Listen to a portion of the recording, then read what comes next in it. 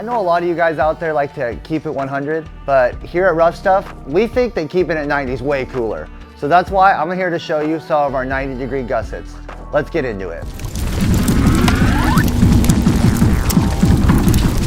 Let's start out with the 1075. This is one of our smaller gussets. It comes a 1/4 inch thick steel, and it's just good for those nice little projects that'll hold up to just about any task.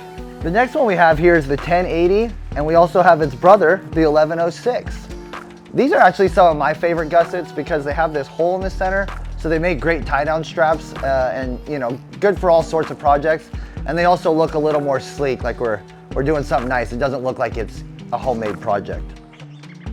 Here we've got the 1733. This is a 5-hole gusset. We actually have a couple different sizes of these, so if this is a style you like, take a look on our website and you can check out the different sizes.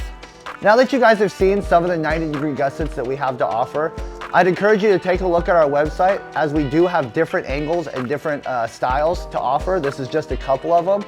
And do yourself a favor, throw a few of these in the toolbox or in the shopping cart to get that cheaper shipping, and you'll be glad you have them later.